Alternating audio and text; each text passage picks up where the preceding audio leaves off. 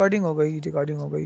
तो अब मेरा ये कहना था कि ये आपका जो इंट्रोपी होता है, इंट्रोपी का मतलब ये है कि अगर किसी भी डिस्क्रीट मेमोरी सोर्स कई प्रकार के सिंबल्स को जनरेट कर रहा है, तो हर सिंबल की अपनी अलग अलग इंफॉर्मेशन होती है। इसलिए अलग अलग सिंबल्स की इंफॉर्मेशन की स्टडी करने के बजाय हम क्या करते हैं कि एवरेज इंफॉर्मेशन के बारे में स्टडी करते हैं। तो एवरेज इंफॉर्मेशन ये पर्टिकुलर किसी भी डिस्क्रीट मेमोरी सोर्स की इंट्रॉपी के बारे में बताता है। और यहाँ पे हमने इंट्रॉपी का जो फार्मूला है वो बताया, h x is equal to minus summation i start from 1 to m p x i log p x i base 2, है ना।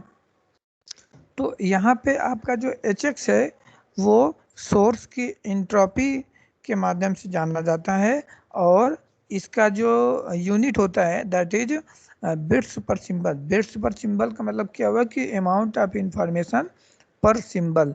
तो इस तरीके से हम यहाँ पे देख पा रहे हैं कि entropy is totally dependent on the probability of that particular symbol, right. Now in the particular next slide we are giving some problem in which there is binary source symbol, that is x, binary source that is x, which generate two type of the symbol 0 and 1 with the equal probability. Then you have to find out the value of source entropy hx. So we told you already the source entropy is totally dependent on the probability of that particular symbol. So we know the formula of the entropy, and we also know from this example that the source is emitting two type of the symbol. One is the 0 and second one is the 1 with the equal probability. So we can understand the probability of occurrence of symbol 0 is 0.5, and also we can understand the probability of occurrence of symbol 1 is 0.5, so that total probability it is equal to 1. So we can check the probability corresponding to each symbol. Now we will put the value of probability of symbol 0 as well as probability of symbol 1. So we can calculate the value of hx, and that is equal to minus 1 by 2 log 1 by 2 base 2 minus 1 by 2 log 1 by 2 base 2. So this is the formula of the entropy. From this formula we can calculate the value of the entropy of that particular source. Now in the second example, if there are the m equal likelihood independent symbol, then you have to prove that the amount of information carried out by each symbol will be equal to n bit, where n is equal to 2 to the power n, and n is an integer. So here you have to calculate the amount of the information, and amount of the information can be calculated by this formula. Ixi is equal to minus log pxi base b, and this is equal to minus log 1 upon m base 2, because in this case we can also understand the amount of information is also totally dependent on the probability of that particular symbol. So here we know the probability of each symbol, and that is equal to 1 by m, because there are the m equal likelihood symbols and with equal probability. So due to total probability that is equal to 1, so we can say the probability of each symbol will be equal to 1 by m. So pxi is equal to 1 by m. Here you can see pxi is equal to 1 by m. So this value can be placed in the formula of amount of the information ixi. So here you are seeing the amount of the information, that is IXI is equal to minus log PXI base B, and that is equal to minus log 1 by M base 2.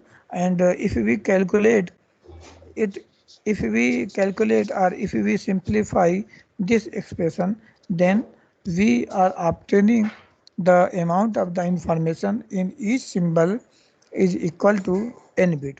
So this is the formula, this is the calculation, this is the our mathematical calculation in which we are showing you the amount of the information in each symbol will contain n bit, right?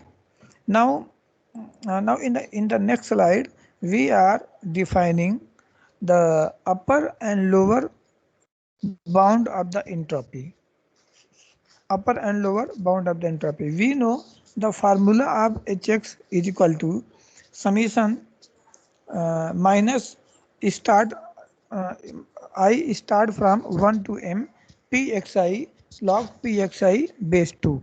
So we also know the formula of entropy, and that is we can understand the dependency on the dependency of the entropy of that particular source is totally dependent on the probability of that particular symbol. तो यहाँ पे आप ये देख सकते हैं कि आपकी जो एंट्रोपी है वो पर्टिकुलर सिंबल्स की प्रोबेबिलिटी पर डिपेंड करेगा। तो मिनिमम वैल्यू मैंने आपको पहले बताया था कि अगर किसी भी सिंबल्स की प्रोबेबिलिटी मैक्सिमम है, किसी भी सिंबल्स की जो प्रोबेबिलिटी मैक्सिमम है तो उसमें अमाउंट ऑफ इंफॉर्मेशन कम से कम होगी। तो अगर मान लीजिए अगर आपके पास कोई भी सिंबल है जिसकी प्रोबेबिलिटी 1 है तो उसकी एंट्रोपी कितनी हो जाएगी? उसकी एंट्रोपी कितनी हो जाएगी? अगर कोई भी सिंबल है, सपोज मान लीजिए आपके पास कोई भी डिस्क्रीट मेमोरी सोर्स है, उसमें जो टोटल m सिंबल हैं, टोटल m सिंबल हैं, तो m सिंबल में से किसी एक की प्रोबेबिलिटी मैक्सिमम है। तो मैक्सिमम होने का मतलब क्या हुआ कि m सिंबल में से किसी एक की प्रोबेबिलिटी 1 है। तो उसके केस में आपकी जो एंट्रोपी की जो वैल्यू होगी वो क्या होगी? मतलब ये है कि अगर m सिंबल में से एक सिंबल की जो प्रोबेबिलिटी है वो 1 है और बाकी सभी की 0 होगी, क्योंकि टोटल प्रोबेबिलिटी होती है 1, तो उसके केस में एंट्रोपी की वैल्यू कितनी बनेगी? 0। एंट्रोपी की वैल्यू कितनी बनेगी? 0, क्योंकि हम उस वैल्यू को हम पर्टिकुलर इस वैल्यू में ये जो फार्मूला है यहाँ पे रखेंगे। तो इसमें क्या आप देख पा रहे हैं कि अगर ये वैल्यू हो गई 1 तो log 1 कितना होता है? What is the value of log 1?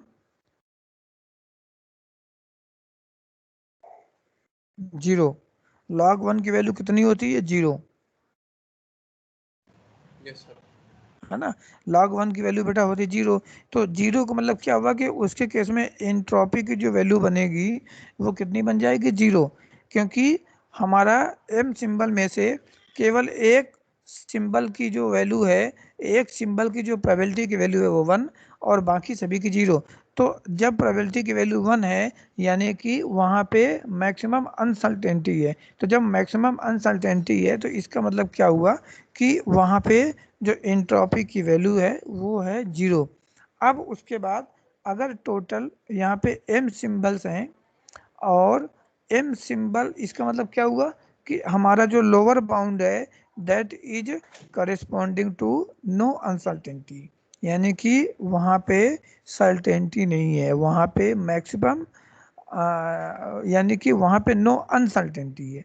No uncertainty का मतलब क्या हुआ कि वहाँ पे 100% सर्टेनिटी है। तो जब 100% सर्टेनिटी है तभी उसकी जो प्रोबेबिलिटी है वो 1 है। प्रोबेबिलिटी 1 होने का मतलब क्या हुआ कि उस पर्टिकुलर इवेंट की अकरेंस की जो प्रोबेबिलिटी है वो मैक्सिमम है, यानी कि मैक्सिमम सर्टेन है। मैक्सिमम सर्टेन का मतलब क्या हुआ कि वो जो चीज़ है, वो जो सिंबल्स की अकरेंस की जो प्रोबेबिलिटी है वो मैक्सिमम है, यानी कि 1।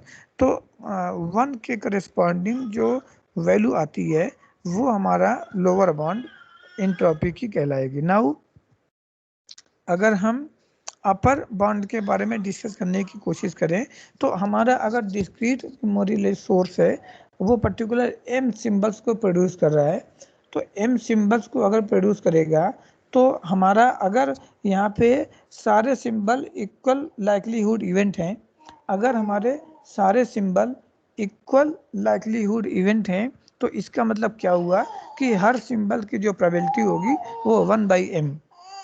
अगर मैं कह रहा हूँ कि सारे सिंबल्स की सारे जो सिंबल हैं वह इक्वल लाइक्लीहुड इवेंट हैं, तो इसका मतलब ये हुआ कि हर सिंबल की जो प्रोबेबिलिटी है वो 1/m होगी। So that's why here we are showing you the upper bound and that is corresponding to the maximum uncertain। Maximum uncertain का मतलब क्या हुआ कि सारे सिंबल सब अनसर्टेन है, कोई भी सर्टेन नहीं है। तो अनसर्टेन का मतलब क्या हुआ कि हमारा सारे सिंबल्स की जो अकरेंस की जो प्रोबेबिलिटी है वो यूनिक रहेगी, यानी कि वो रहेगी 1/m, वो रहेगी 1/m। तो 1/m होने के केस में हम इस पर्टिकुलर वैल्यू को हम इंट्रॉपी के फार्मूले में यहाँ पे प्लेस करेंगे, यहाँ पे जब प्लेस करेंगे तो ऑटोमेटिक जो है आपकी अपर बाउंड की वैल्यू वो कैलकुलेट होकर के आ जाएगी और उस एंट्रोपी की जो वैल्यू बनेगी that is log m/2। So this is the bonding, this is the limitation of the entropy of any discrete memoryless source which start from the zero when when the probability of single symbol is equal to 1 and the particular the lower one corresponding to the no uncertain। no uncertain means the no uncertain means what is the significance of the no uncertain means the probability of occurrence of that symbol is maximum and that is equal to 1। Similarly, we can calculate the value of the upper bound. Upper bound is occur when all the symbols generated from that particular information source are equal likelihood event। Equal likelihood event means the probability of all the m symbols are equal, and you know the total probability must be equal to 1, so we can say the probability of each symbol is equal to 1/m। मेरी बात समझ में आ रही है? Yes sir. मेरी बात समझ में आ रही है बेटा? Yes sir. अच्छा, ओके। नाउ तो यहाँ पे आपकी जो इंट्रॉपी की जो अपर बाउंड है और लोअर बाउंड है वो मैंने यहाँ पे बताया। तो इस तरीके से हम अपर बाउंड और लोअर बाउंड की वैल्यू को कैलकुलेट कर सकते हैं। Now come to the information rate, है ना? तो इंफॉर्मेशन रेट का मतलब क्या हुआ? अच्छा, इंफॉर्मेशन का यूनिट क्या होता है? What is the unit of information? Ishant,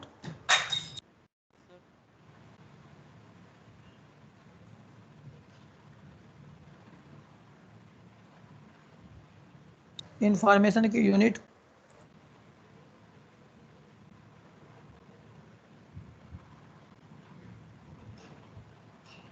bit by second, bit per second. No, information आपको बिट के फॉर्म में डिनोट करते हैं। Okay sir.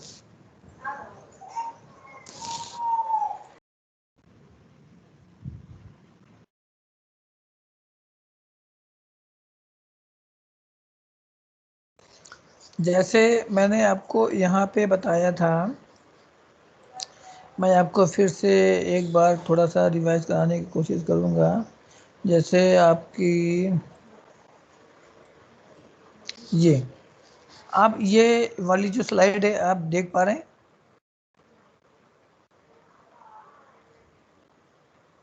ईशांत,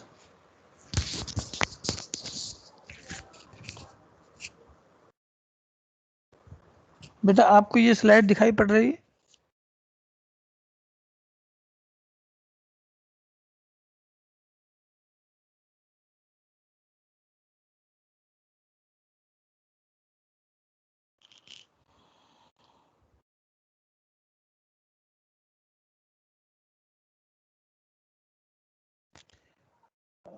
ईशान बेटा मेरी आवाज आ रही है आपको? सर आपकी कट कट के आ रही है सर, मतलब आती है फिर बंद हो जाती है, फिर अब बंद हो गई सर, अब आ अच्छा गई बंद सर। हो, अब आ गई। अब आ रही है सर। अच्छा, तो मैं आपको इंफॉर्मेशन के बारे में बताने की कोशिश कर रहा हूँ कि इंफॉर्मेशन को हम बिट के फॉर्म में डिनोट करते हैं। इंफॉर्मेशन को हम बिट के फॉर्म में डिनोट करते हैं।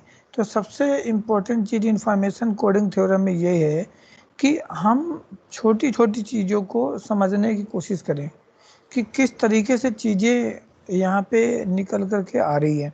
इन्फॉर्मेशन को बिट के फॉर्म में डिनोट करते हैं। फिर उसके बाद आपका इंट्रॉपी आया। इंट्रॉपी को किसके फॉर्म में डिनोट करेंगे? इंट्रॉपी को बिट्स पर सिंबल के फॉर्म में डिनोट करेंगे, है ना। एंट्रोपी को बिट्स पर सिंबल के फॉर्म में डिनोट करेंगे। तो कहने मतलब ये होगा कि आपको हर चीज़ के बारे में यूनिट के फॉर्म में पता होना चाहिए कि इंट्रोपी को कैसे डिफाइन करेंगे, इंफॉर्मेशन को कैसे डिफाइन करेंगे। उसी प्रकार हमने आपको यहाँ पे बताया कि एंट्रोपी की लोअर बाउंड कैसे निकालेंगे, एंट्रोपी की अपर बाउंड कैसे निकालेंगे, किस किस कंडीशन में अपर बाउंड होगा, किस किस कंडीशन में लोअर बाउंड होगा, है ना। तो ये सब सारी चीज़ें आपको एक बार घर में जब इसके बाद जाएंगे तो संजय शर्मा की जो बुक है उसको आप प्रिफर कर सकते हैं। Now come to the next topic, next issue, that is information rate. Information rate की डायमेंशन क्या होगी, कोई बताएगा? What is the dimension, what is the unit of the information rate? Information rate का मतलब क्या होगा? अच्छा, रेट का मतलब पर सेकेंड। इंफॉर्मेशन को किस तरीके से समझेंगे? बिट्स, यानी कि इंफॉर्मेशन रेट को बिट्स पर सेकेंड के फॉर्म में हम उसको समझ सकते हैं, राइट। इंफॉर्मेशन को बिट्स पर सेकंड के फॉर्म में हम उसको समझ सकते हैं। तो अगर मान लीजिए अगर आपके पास कोई भी डिस्क्रीट मेमोरीलेस सोर्स है, अगर आपके पास कोई भी डिस्क्रीट मेमोरीलेस सोर्स है जो कि 8 सिंबल पर सेकंड के हिसाब से वो सिंबल्स को जनरेट कर रहा है, यानी कि आर क्या हो गया? Symbol rate. आर क्या हो गया? सिंबल रेट, है ना। आर क्या हो गया? Symbol rate. सिंबल रेट का मतलब ये हुआ कि एक सेकंड में इतने सिंबल्स को प्रोड्यूस कर रहा है। तो symbol rate is defined as rate at which symbol is generated from the discrete memorial source. So we can say the symbol rate is represented as R. Now हमें यहाँ पे क्या निकालना है? Information rate. इंफॉर्मेशन रेट को हम इसको इस तरीके से डिफाइन किया है, R, capital R is your called information rate, small R is called symbol rate, और H x is called entropy of the symbol. हम इसको इसके यूनिट के माध्यम से भी इसको समझा जा सकता है ना। यूनिट, यूनिट का मतलब क्या हुआ कि हम किसी भी चीज़ को किस तरीके से रिप्रेजेंट करेंगे, राइट। तो इस पर्टिकुलर फार्मूले में आर जो है आपका इंफॉर्मेशन रेट है और कैपिटल आर, और यहाँ पे जो एच एक्स है, H x is called entropy या एवरेज इंफॉर्मेशन, और स्मॉल आर क्या है? इसको बोलते हैं सिंबल रेट। सिंबल रेट का मतलब मैंने आपको पहले बताया कि the rate at which symbol is generating is called symbol rate, है ना। अब हम इसको यूनिट के हिसाब से हम इंफॉर्मेशन रेट को समझेंगे, क्योंकि हमें पता है कि इंफॉर्मेशन रेट का जो डायमेंशन होगा वो होगा बिट्स पर सेकेंड, ठीक है, बिट्स पर सेकेंड। तो इसका मतलब क्या हुआ कि हम जो यूनिट आर की होगी, तो आर की यूनिट हम किस तरीके से निकालेंगे? यानी कि स्मॉल आर की जो यूनिट होगी मल्टीप्लाई एच एक्स की जो यूनिट होगी इन दोनों को मल्टीप्लाई कर देंगे तो हमें इंफॉर्मेशन रेट की जो यूनिट है बिट्स पर सेकेंड वो सामने निकल करके आ जाएगी। तो इसका मतलब क्या हुआ, the unit of information rate R is equal to unit of small r multiplied unit of h x. तो यूनिट ऑफ स्मॉल आर के क्या होगा, स्मॉल आर की जो यूनिट है वो क्या होगी, सिंबल पर सेकेंड। आपका जो स्मॉल आर है वो आपका सिंबल रेट है और इसकी जो यूनिट क्या होगी, सिंबल पर सेकेंड, है ना बेटा। और multiply unit of h x, H x क्या है आपका, इंट्रोपी। आपका एच एक्स क्या है, इंट्रोपी। तो इंट्रोपी को कैसे हम इसको डिनोट करते हैं, बिट्स पर सिंबल। इंट्रोपी को कैसे डिफाइन करेंगे, बिट्स पर सिंबल। तो हमारा, हम जब इसको सिंप्लीफाई करेंगे सिंबल पर सेकेंड और बिट्स पर सिंबल, तो आपका सिंबल सिंबल वाला जो यूनिट है वो कैंसिल आउट हो जाएगा और फाइनल क्या बचेगा, bits per second. So bits per second is called unit of information rate. Bits per second is called unit of information rate। आप एक्चुअली क्या, आप अभी सिंगल हो और बाकी लोग हैं नहीं हैं, तो इसलिए मैं ये जो क्लास है यहीं पे आज एंड करता हूँ। और आप एटलीस्ट अपने फ्रेंड्स से ये ज़रूर कह दीजिएगा कि नेक्स्ट क्लास में सभी लोग आएँ, अदरवाइज़ हम आप लोगों को मिड टर्म में बैठने के लिए अलाउ नहीं करेंगे, ठीक है। कि आप लोगों की स्ट्रेंथ के हिसाब से अगर नेक्स्ट क्लास में सब लोग नहीं आएंगे तो हम सभी लोगों को मिड टर्म में से हम उसको डिवाइड कर देंगे और मिड टर्म आप दे नहीं पाएंगे। इसलिए इस सब्जेक्ट को सीरियसली लें और अगर आपको कोई भी दिक्कत आए तो मेरे से संपर्क करें और प्रॉब्लम सॉल्व करने की कोशिश करें। इसके लिए मैंने आपको पहले से बुक को रिफ़र किया है, संजय शर्मा। उसमें से जो भी न्यूमेरिकल हैं अवेलेबल हैं उसको सॉल्व करें और सॉल्व करने के बाद अगर किसी को भी कोई भी प्रॉब्लम आती है तो मेरे से एक बार संपर्क करने की कोशिश करें। आज की सेवा यहीं तक। अगर आपको कोई प्रॉब्लम आ रही हो तो आप अभी पूछ सकते हैं। सर वो बुक मिली नहीं थी सर उस दिन, संजय शर्मा। संजय शर्मा नहीं मिली तो मेरे पास एक सॉफ्ट कॉपी है, मैं सॉफ्ट कॉपी व्हाट्सएप ग्रुप में शेयर कर दूंगा और हाँ सर। आप लोग जो है उस व्हाट्सएप ग्रुप के माध्यम से उस बुक को डाउनलोड करें और ओके डाउनलोड करने के बाद अब आप स्टडी करना चालू कर दें, क्योंकि आपका जो फर्स्ट मिड टर्म है वो बहुत जल्दी आने वाला है। अब अगर फर्स्ट मिड टर्म में आप लोग फेल हो गए तो हम आपको सेकंड मिड टर्म में बैठने नहीं देंगे, ठीक है। ओके। तो आज की सेवा यहीं तक, थैंक यू। थैंक यू और सर। अगर आपको कोई भी प्रॉब्लम हो तो मेरे को कॉल करके, मेरे को व्हाट्सअप करके एक बार प्रॉब्लम को समझने की कोशिश करें, right. Okay sir. Okay, thank you very much. Thank you sir.